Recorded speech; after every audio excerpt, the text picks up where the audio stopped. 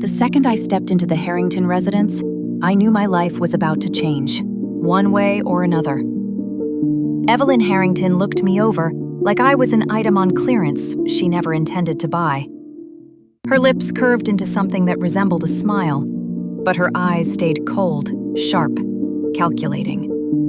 They moved from my plain charcoal dress to my scuffed flats, then paused briefly on my lack of jewelry.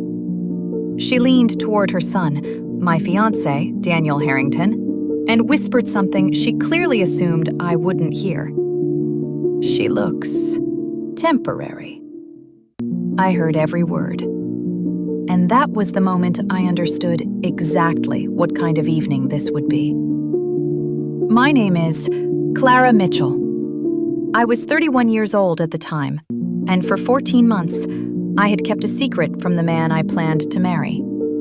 Not a harmless secret, not a quirky one, a deliberate one.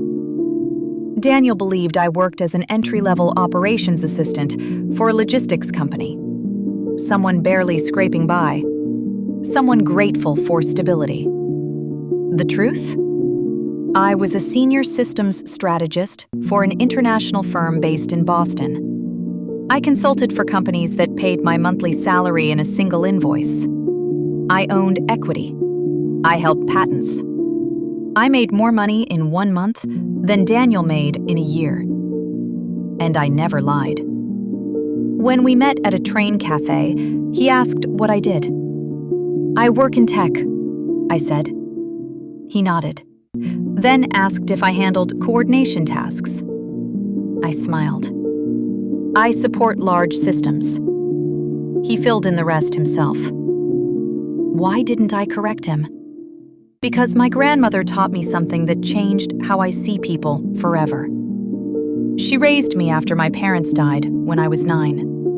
She lived modestly, dressed simply, never talked about money. When she passed, I learned she'd quietly built and sold a manufacturing firm decades earlier. She left me everything, along with a letter. In it, she wrote, "Never reveal your value too early. People treat you honestly only when they believe you offer them nothing." So when Daniel invited me to dinner at his parents' estate, when he warned me his mother was traditional and particular, I made a choice. I would arrive exactly as they expected, and I would watch. The Harrington home sat on 6 manicured acres outside Hartford. Stone gates, sculpted hedges, wealth screaming for attention. I arrived in my 10-year-old sedan. Daniel kissed me at the door, but his eyes flicked briefly to my shoes. Embarrassment. I noticed. Inside, everything was curated luxury. Expensive furniture chosen for status, not comfort. Family portraits everywhere. And at the center of it all stood Evelyn Harrington. Beside her was her daughter, Lauren, late 30s, sharp tongue, sharper gaze. Dinner felt less like hospitality and more like a performance review. Where was I from? Did I have family connections? What exactly did I do at work? When I mentioned being raised by my grandmother, Evelyn sighed sympathetically and said, "That must have been limiting."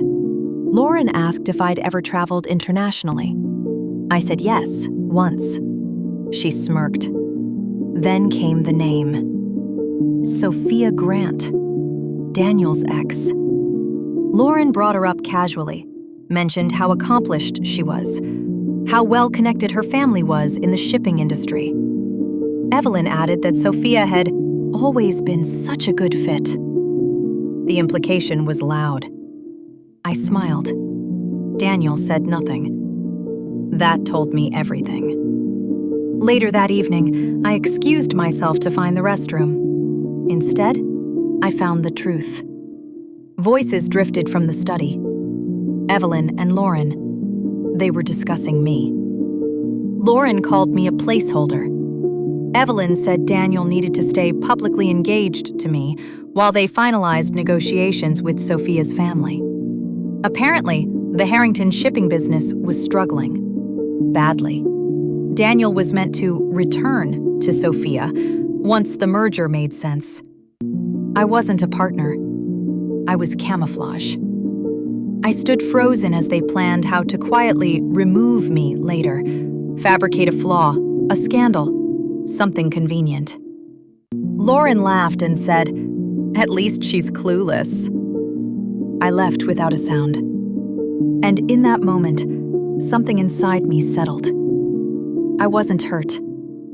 I was clear. That night, Daniel proposed. In front of everyone. A large ring. Flashy. Hollow. I said yes. Not because I loved him anymore, but because I needed time. Over the next 3 weeks, I gathered information. Public records, financial statements, industry contacts. The Harrington Company was drowning in debt. Lauren had been siphoning funds, and Evelyn had been masking it for years. I met quietly with James Walker, a former partner they'd burned. He helped me connect the dots. The engagement party was scheduled for 3 weeks later. Everyone who mattered would be there. Perfect. The night of the party, I stopped pretending. I arrived wearing a tailored gown from my real wardrobe. Jewelry that spoke softly but unmistakably. The whispers started immediately. Daniel went pale. Evelyn panicked. Conversations changed. When I introduced myself properly, my full name, my role, my background, the room shifted. People recognized my grandmother's name. Then the speeches began. Evelyn invited me on stage. She thought she was in control. She handed me the microphone. And I told the truth. About the insults, the plans, the placeholder, the affair. I showed proof. Then James stepped forward with documentation. The room imploded. I returned the ring. I walked away. A week later, the Harrington Company lost its contracts. Investigations followed.